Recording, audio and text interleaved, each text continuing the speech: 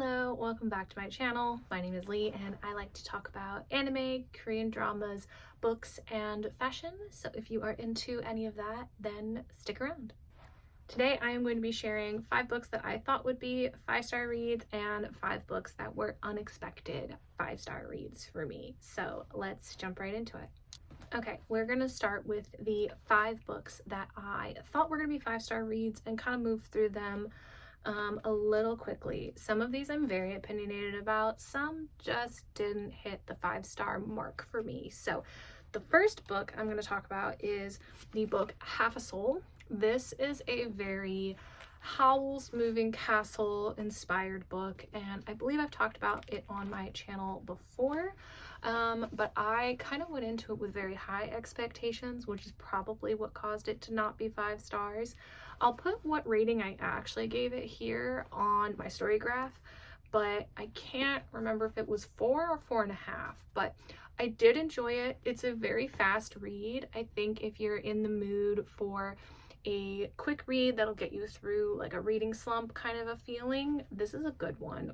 Or if you're just craving like that Howl's Moving Castle kind of a feeling, this is a good book for that. This follows Theodora, who is dealing with a curse where one of her eyes has been turned gray by a fae who made a deal with her mother, and she now has no feelings and she has only half a soul until she meets our Howl character, Mr. Elias, who is a wizard who hopefully will be able to help her break her curse while also figuring out why are there some children in this kind of London-like city going missing. This is a good kind of soft romance mixed with mystery, mixed with fantasy. I learned recently this is actually part of a series of individual standalone books, so I'm tempted to pick up the next one in it because I do really enjoy the author and her writing style. I think put too many expectations that this would be the same kind of feeling as Howl's Moving Castle, and this got really, really close for me. So definitely would recommend it though. The next book that I am going to talk about is Anna Huang's King of Pride, and this is the first in her King of Sin series, I think is what it's called. This one follows Kai and a young author named Isabella. Isabella works at the private club that Kai is a member of. You meet her and him in the first book, and I really loved both of these characters individually in the first book of this series, and so I thought this was going to be my favorite. I really thought this was going to be a 5-star read for me, and it just wasn't. I don't even really remember why it was missing anything. I kind of wanted more from Kai as a character, and I didn't love Isabella as much in this book as I do when she's a side character in other books. And I'm sure there are people out there who like she's gonna be their favorite girl in this series, and she's just not for me. I think I liked them both individually, like I said, as side characters more than I did as main characters in their own story, which is kind of the point. So I think that's where it fell flat for me. I did love the story. I thought it was really good. It's very Anna Huang. I loved some of the scenes in it, but I also found it kind of predictable. You know, rich boy whose parents don't want him to marry the kind of artsy, unique, almost in their mind, you know, the weird girl. They want him to marry someone like him and inherit the family business and keep everything going. And so I found that kind of plot line a little too predictable for me. I feel like there's a lot of books out there like that and a lot of movies and stuff that I just wished from Anna Huang that it was a little bit more. And overall with this series, I compare it too much to her Twisted series, and I think I definitely prefer her Twisted series over this, but we'll see. King of Sloth is coming out soon, and I have high hopes that that'll be good. I still gave this, I think, a 4-star rating, so not bad. I do enjoy it, and similarly to the Twisted series, everyone is going to have their favorite book in the series. This just isn't mine.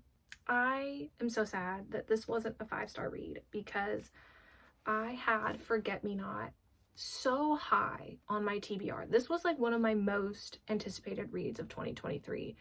And I tried to buy this book so many times and I just couldn't get it. It was always damaged or sold out and I couldn't get it. But I really did not like this book. I thought the writing was good. I really didn't love Elliot. I wish that we had gotten more of him, not just the backstory from him, but I wished that his chapters had also been about his current feelings. It mainly was just him telling what had happened. And I wished also that we had gotten the backstory perspective from both characters because it felt very biased being only from him. And because this is a florist and wedding planner who dated, broke up, and it's about them getting back together, this I knew was going to have a wedding element to it, but I feel like most of the books I read that are romance books that have like an aspect like this, it's like in the background. Like with sports books, it's in the background, but it's not like the main thing. The wedding in this book was the main plot point, and I found that so annoying, and I didn't really like the drama around the wedding, and I didn't really like all of that part, and I think that really brought down my rating. But I know a lot of people who absolutely adore this book. To each his own. I probably would have really liked this book more if it had less of a wedding aspect and was just more about the couple. But yeah, I didn't love it. I also didn't love the main girl. I found her kind of annoying, so there was that aspect too. I think I gave this maybe a 3 or 3.5 stars. Another book that I read that I liked and I thought I was gonna like more, but just something was missing, was Practice Makes Perfect. And I thought this was really cute. She owns a flower shop in her small town, and her brother is marrying the singer that he is a bodyguard for, and her whole family teases her about being innocent and how she actually doesn't want to be innocent, but how she wants to find someone she feels safe with. And so he offers to practice with her in order to make her feel comfortable, and their relationship develops from there. I thought Annie and Will were very cute. There was just something that was a little off to me about this book. I didn't love her family and her siblings and the way that they treated her so childishly when she is a grown woman, which I know that can happen with families in real life. There was just something about this that felt very like juvenile to me. Like while I was reading it, the writing style, all of it, something about this whole book just wasn't right. There was just something missing for me, and I don't know what it was. Like I put the book down at the end when I finished it and I was like, that's it. That's it. And it's not even that it's not a spicy book. So if you want a romance book that like hints at that but doesn't have any 18 plus sections, this is a good book for that. And that wasn't even the problem for me. I just felt like it, writing wise, plot wise, there was just something missing, and I don't really know what. I've been trying to figure it out because I have so many friends who love this book so much, and I don't really get it. This last book is a sensitive topic for me. It is a Formula One romance book. It is Throttled by Lauren Asher. I will not be picking up any other book in this series, despite how much I love Formula One. I hated this book so much on so many levels, and I know so many people who recommend it as like the top Formula One book series to read, and that makes me so sad. Because for one, the races are out of order. A lot of the information about the actual sport itself is wrong. And I feel like I've read some other sports romances where the authors are doing hockey or baseball or whatever, and they're genuine fans of the sport and have done their research. Icebreaker, I've heard, is very accurate. Elle Kennedy's books, accurate for the sport. This was so off on so many levels, and I get tampering things for the plot, but in no way, shape, or form would this girl, his girlfriend, at the end of this book, be allowed to talk to him during the race to give him a pep talk. No. The races being out of order was the biggest thing. It just, that alone made me want to put the book down. I almost DNF'd it. But it's written very fan fiction childishly. The fact that she's this like YouTuber, like not even a YouTuber, like she starts off being like, yeah, like I'm gonna mess around with this YouTube thing while like I like babysit my brother, but also he babysits me, kind of thing, was weird. And I didn't like how at one point she says no, I'm uncomfortable, and the male love interest does it anyway. And I found that really uncomfortable to read. So I also hated Maya, who's the main girl in this. I hated her. I hated her personality. I hated the way she acted so princessy and entitled. I just could not stand her. So I might pick up the book that's kind of based around Lewis Hamilton, because he's my favorite driver, but I will not be buying it as a physical book for sure. And I'm on the hunt for a good Formula One romance, because this made me really sad. Books that were surprising 5-star reads. I'm gonna start off with a whole series that I was surprised was 5 stars, and that is the Caraval series by Stephanie Garber. It is a YA fantasy that is 3 books. It's Caraval it's Caraval, Legendary, and Finale. And I'm not going to go too much into explaining it, other than that the whole series follows 2 sisters, Scarlett and Donatella, as they go through a series of mysteries surrounding the admittance to Caraval and the game that is Caraval, as well as learning more about the disappearance of their mother and some of their family secrets. This series, I picked it up because I want to read Once Upon a Broken Heart, and I haven't read that yet. I think it'll be next on my list, but I knew you had to read this before getting to that series because it introduces the characters and the world and some of the things that have happened. So I decided to pick up the series during a Barnes & Noble sale.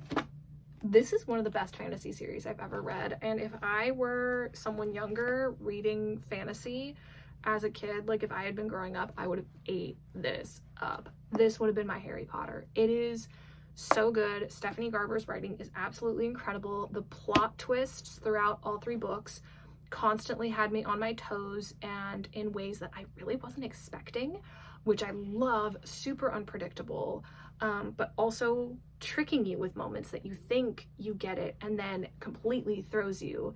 I love the kind of circus carnival vibe that comes along with this also. The romance with both of the couples that you follow is super sweet and interesting. I would buy all 3 books at the same time though, because the plot like cliffhangers between each book will make you want to have it instantly. Another 5-star book that also is another series that so far both books have been 5 stars, and I already know the whole series will be 5 stars for me, is Lila Sage's Done and Dusted, which is a part of her Rebel Blue series. Her Rebel Blue Ranch series is so good. Done and Dusted really helped me connect back to my more country roots and like cowboy style. I have a horse. I grew up with horses. I was that weird horse girl in school. Not like that weird, like I didn't draw horses and like dream of like all of that, but I had a horse, and in a sense that kind of lumped me in that world. And I'm also a country girl. I ride Western in a very English writing area, and so reading this kind of threw me into my cowboy era, as well as helped me embrace who I am. I love Emmy, I love Luke. They're both incredible characters.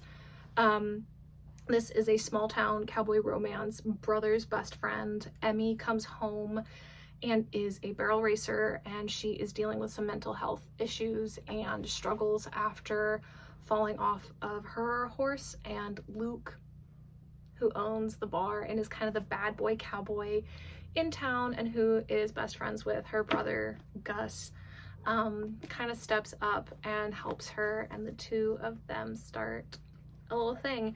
And I absolutely love this. I love the second book, Swift and Saddled, with Wes and Ada. It is out now, and we're getting Gus and Teddy's book next, so I'm super, super excited. Yeah, just the whole thing is so freaking good. I love every single character, and it's just really sweet and heartwarming, and also really good spicy scenes. The whiskey scene, you'll thank me for that. The next book was a surprise 5-star read for me, but I really loved Wildfire by Hannah Grace. This is her Icebreaker series, which is like a college hockey series. And every even book does not take place on the college campus, but it does follow some of the hockey players.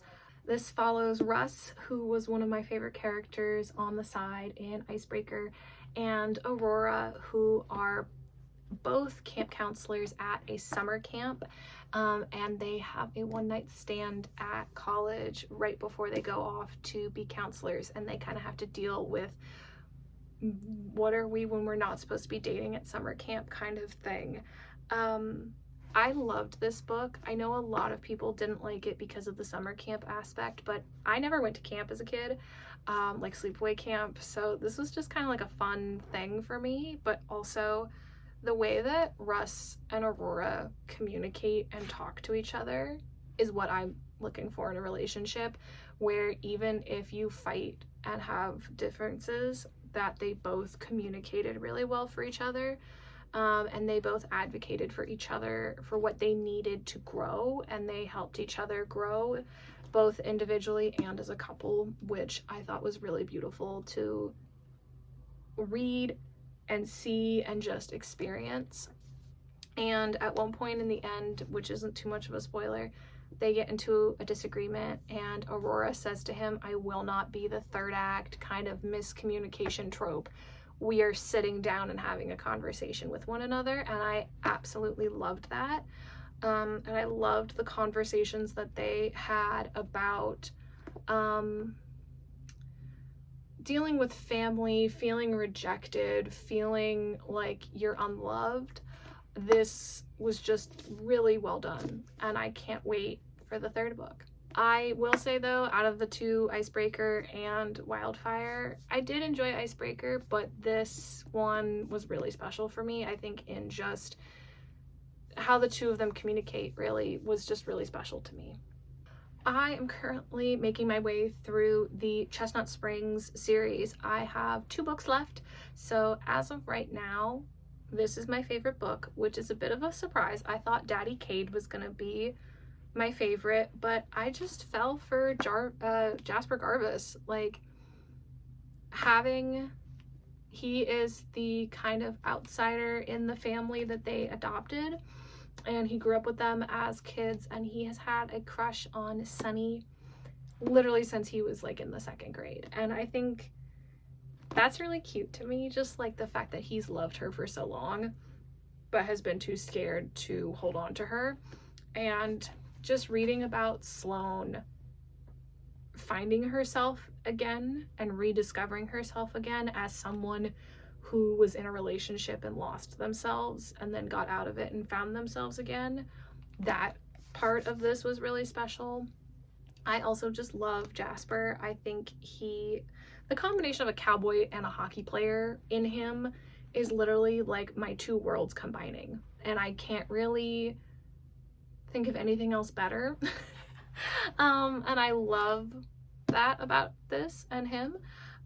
Just overall, there are so many moments in this book that I love. He got a tattoo for her when he couldn't come to her opening show because he was worried that her dad was gonna start shit and he didn't want to cause drama for her. Like, what? Like, they do have their moments of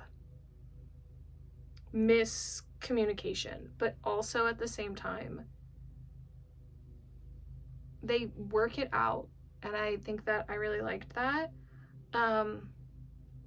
And I don't know, he's stoic, he's quiet, but also speaks up in moments. I don't know, there's something about Jasper that just like, so far he's number one on my list, with Daddy Cade following close behind. My most recent unexpected 5-star read has been Bride by Ali Hazelwood. I haven't read anything by Ali Hazelwood before, but I read Lana Ferguson's The Fake Mate, and I really enjoyed the kind of werewolfiness of it, and so everyone was also comparing it to Bride, and I loved Bride so much more, I think because it was more of a fantasy kind of a thing. But we follow Misery, who is a vampire. I describe her almost as a modern princess who is used as a bargaining chip with the werewolf alpha Lo, and they get into a almost weird kind of arranged marriage situation. So Lo and Misery get into a kind of fake married pact in order to keep peace between their two kind of their tribes, I guess, like the divided properties. And Misery agrees to this because she is on the hunt for her best friend who has gone missing. This follows the two of them as they deal with some of the interpolitical differences between vampires and werewolves, which I really enjoyed. Also figuring out who is Lo's mate, who is Misery, because she's never really been allowed to decide who she is, and also just deal with all of the drama that comes along with being a vampire and a werewolf in a relationship. Misery is on the hunt for her best friend, but hiding it from Lo. Lo is also raising his little sister, who is about 4 or 5, who I think is so stinking cute, who I absolutely love. The writing in this is so good. The banter in this is so good. I had a lot of plot twists that I was and was not expecting, which I really enjoyed, that kind of a balance and a mix. And honestly, I wish that there would be a second book in this series, but only time will tell if that happens. Thank you so much for watching. If any of the books at the beginning are 5 stars for you, I guess we have different opinions, and if you have any of my 5-star reads as 5-star reads for you, please recommend me more books that you love, because it sounds like we have similar tastes.